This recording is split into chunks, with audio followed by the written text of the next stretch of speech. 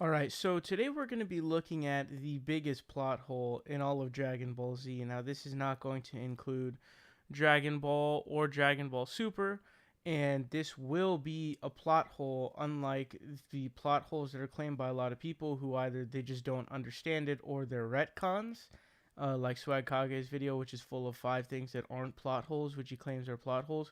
This will actually be a real plot hole, and not only that, it's going to be extremely significant plot hole. So this has to do with Perfect Cell. So as we know, when Goku is fighting Cell in the Cell games, he does towards the end of the fight, he does a Warp Kamehameha where he goes up in the air and everyone's scared that he's legitimately going to shoot a Kamehameha from up there because that would destroy the entire planet to rubble. And he tricks them by doing an instant transmission right in front of Cell's face, and then he blasts him away. Now that leaves him down to just basically his entire head is gone. His entire head and his arms are completely gone.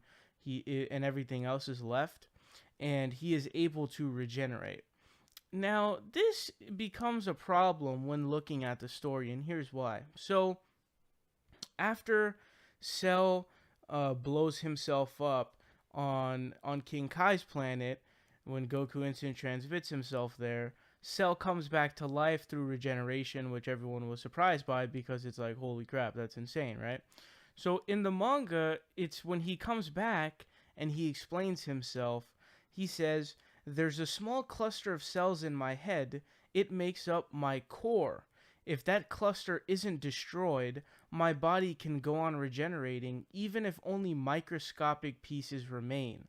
So essentially what he's saying is there's a small cluster of cells inside of his head that's his core, and basically even if you disintegrate the entire body except for the head, he'll still be able to regenerate.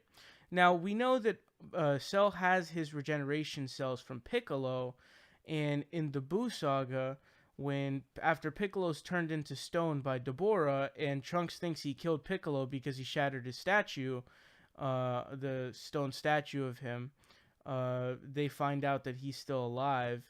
And as you guys can see in this manga panel, Trunks says, "Piccolo, how did you do that?" And then Piccolo says, "Regeneration is nothing so long as my head is intact." So as we see, the Cell explanation and the Piccolo explanation are in line with each other, and it is that essentially as long as the head remains intact, Cell can regenerate with his regeneration cells coming from Piccolo. So where does the issue come in? The issue that comes in is that when Goku performs his Warp Kamehameha, where he instant transmits in front of his face and blasts a Kamehameha that completely disintegrates his entire head, his arms, he should not be able to actually regenerate from that because the cluster of cells in his head, which makes up his core, would not actually be there. So how could he possibly how would he actually be able to regenerate? The answer is he can't, because though the core is now gone at that point. So this is a ginormous plot hole, and I'll explain to you why. If he can't regenerate from that, I guess he could survive with Frieza's cells, because I guess he has Frieza's cells and he would be able to survive. But at that point, what is he going to be able to do without a head and arms? So he can't regenerate from that. So essentially the saga is over at that point with Goku's fight. So we would lose out on obviously all of the different things that happen after that. We would not get Gohan going SSJ2. We would not get, the transformation. Goku wouldn't be dead because he would not have instant transmitted Cell over to King Kai's planet and died, sacrificing his own life. Trunks would not have had to have been revived because he never would have died. Vegeta would have never had that moment in which Trunks was happy because his father defended him. There would have been a ton of different things that would have happened. Additionally, Cell would never have learned instant transmission like he magically learned it after Goku had blown himself up. So that is the reason why I say this is the biggest plot hole in Dragon Ball Z. First of all, because it just seems actually a plot hole, which is one thing that doesn't actually meet the requirements for a lot of people who claim plot holes. But B, there's so much writing on this plot hole. SSJ2, future Trunks' death, Vegeta's moment of where Trunks is really happy about his dad.